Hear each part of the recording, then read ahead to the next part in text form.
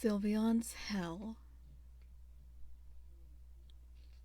Hi, my name is Sarah. When Pokemon X and Y came out, my life has been a living hell. Everyone has been making fun of me, calling me names, and even a liar. People say I'm a scaredy cat for being terrified of the Pokemon Sylveon. Well, here's why. The day when Pokemon X came out, since I wasn't interested in Y, I ran to the store as fast as I could to get Pokemon X. But when I got there, it was sold out. Come on! Are they all sold out? I asked. Yes, but we're really sorry about that. Another set of Pokemon X should come out next month, said the store manager. Fine, I guess I'll wait, I said glumly. I was so sad that day. I didn't want to do anything. So I walked home. As I was walking up the driveway, I saw something on the porch. It was Pokemon X. Oh my gosh. I thought the store manager said they were all sold out, I said excitedly. So I took the game, ran up to my bedroom, and took it out of the case, and put it in my 3DS, without thinking how and why it ended up on my porch. A week later, I beat the game. Then I went back to my hometown. As I was skating there, I noticed a single red patch of grass shaking violently. So I went into it. Then a different theme song started playing. The sky turned blood red. Then a Sylveon appeared. The Sylveon was the most terrifying thing I've ever seen. The Sylveon was baring its fangs at me. Its left eye was hanging out, the right ear was torn off, and the Sylveon was covered in blood. Sylveon started to look at me sinisterly, and then smiled. Sylveon used close combat, said the game. What? Sylveon can learn that move? I thought in my head. Is this a glitch? Then I realized I was out on the field. Not my Pokemon. Oh no, I thought. The Sylveon is going to kill me! I was so scared, I shut down my 3DS. That night I was so scared I couldn't sleep. Maybe it was a glitch. Maybe if I go back on there, maybe it will all go back to normal. And that's what I did. When I opened my 3DS, I saw Sylveon again. Then I lost it. Get away from me! I screamed. The Sylveon screeched at me. Its sinister smile went from ear to torn off ear. It haunts me to this day. The Sylveon's one eye narrowed itself at me. You can't escape me. I am Sin, he screamed. Stop tormenting me, I screamed at him. Then my 3DS shut off. Thank God, I sighed with relief. Then I decided to go back to bed. The next morning, I woke up and saw that I overslept. Then I had to go get ready for school. My parents were out a lot, so I was alone a lot. When I got to school, everyone was staring at me. Then a boy came up to me and said, "What happened to your face?" I put my hand to my face and felt something across my one eye. In shock, I ran to the girls' bathroom. My face had a scar on it. Surprised, I asked the teacher if I could skip a couple of days of school to have some time to myself. So I had a couple days to myself. But when I came home, I wish I hadn't asked the teacher that at all. He was sitting on the couch, smiling his sinister smile at me. I've been waiting, he said slyly. As terrified as I was, I ran out of the house. He wanted to kill me.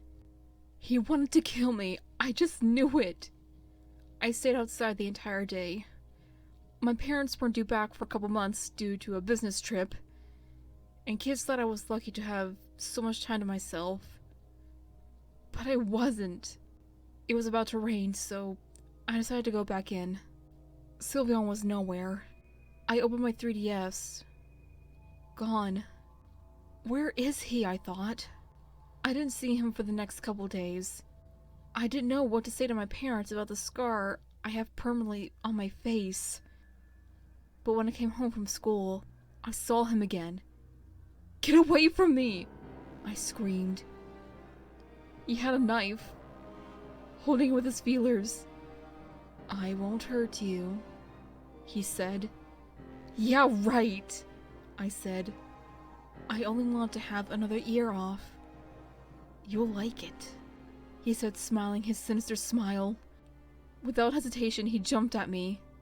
I dodged it and grabbed his knife and stumbled forward. Then Sylveon turned to me, mad of what I just did. Oh, you're gonna get it now. I threw the knife at him. It hit him right in the heart. He looked at me and screamed, You'll pay for this! Then he died.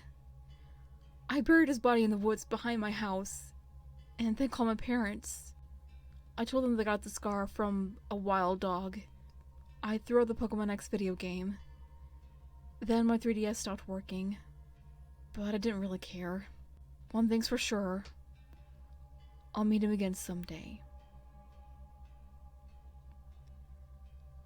And that, my little pups, was Sylveon's hell.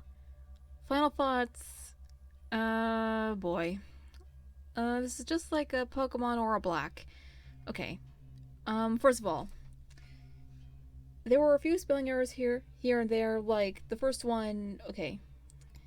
They spelled liar, they spelled liar, okay, L-I-E-R.